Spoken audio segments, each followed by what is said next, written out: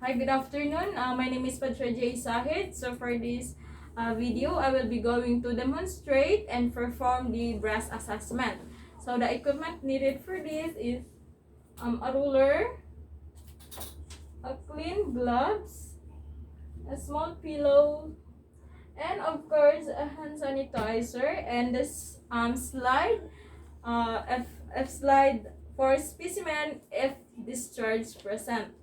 So now we're going to for the first step of the preparatory phase is we must first obtain nursing history and general health survey prior to procedure.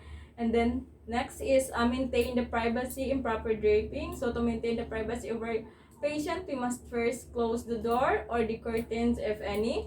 And then after that, we're going to introduce ourselves and explain the procedure and purpose to the client. And lastly is we must wash hands before we introduce ourselves and perform the procedure. So now I will be going to introduce myself to my client. So hi ma'am, good afternoon.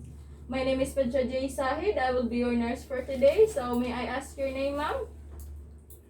Okay, so how old are you, ma'am? Okay, so ma'am, I will just going to ask regarding your past health history as well as for your family health history po. So ma'am, this past few days, sumasakit po ba yung breast natin, yung mga nipple? Okay, wala naman po bang mga bukol ganun? Okay, so good. For your family history, ma'am, is there any member of your family na nagkaroon na ng breast cancer? Okay, so that's good. So now ma'am, we're going to proceed to the performance phase. But before that, we must sanitize our hand and of course wear our clean gloves.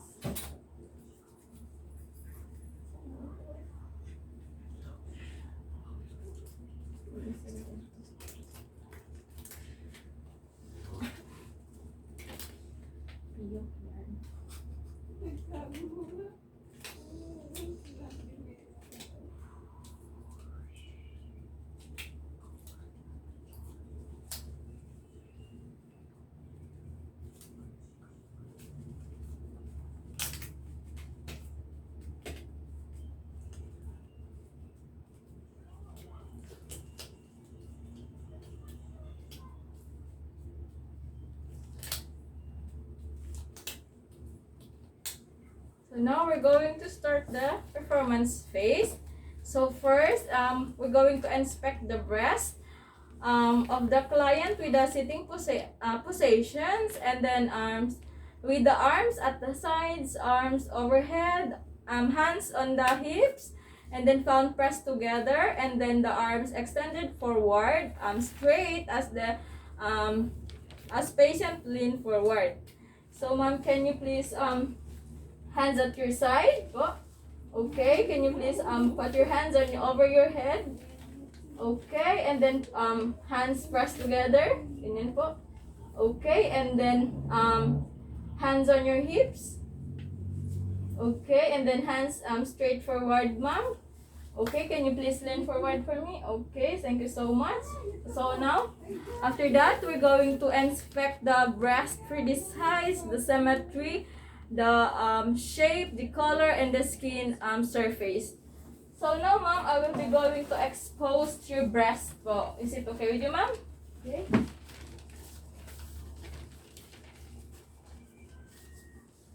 Okay. Okay. Okay, that's good. And then after that, we're going to observe for the areola and the nipples for the size, the color, the shape, and discharge, and the texture. Okay. Next. Okay, that's good. And then we're going to palpate the breast for the temperature, elasticity, the tenderness, and masses. And then we're going to take note for the size, the shape, the mobility, the consistency, locations, or the quadrant. So ma'am, magpapalpate lang po ako ma'am ha.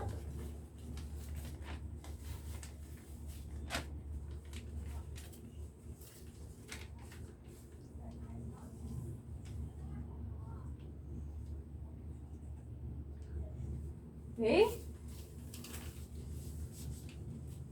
And then after that, we're going to palpate the nipples gently for discharge.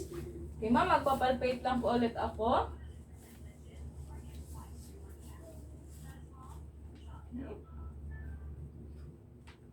The next. Okay, so that's good.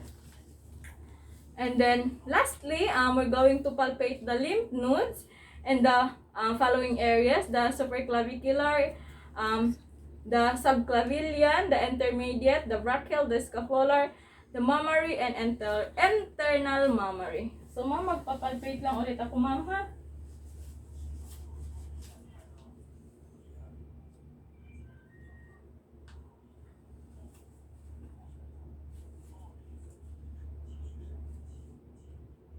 Okay.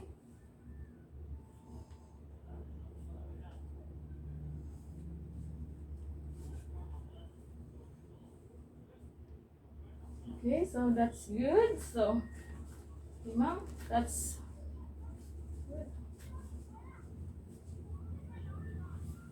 So, that's all for the procedure.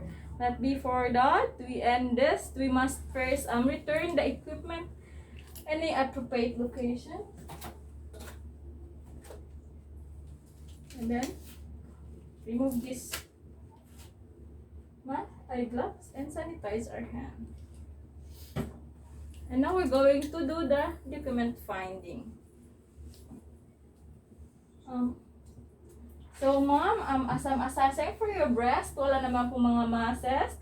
The symmetry is normal, the tenderness, and wala naman mga bukol-bukol. So, that's good. You don't have to worry anything. So, thank you so much for this day, ma'am. Have a good day, and God bless. So, that's all.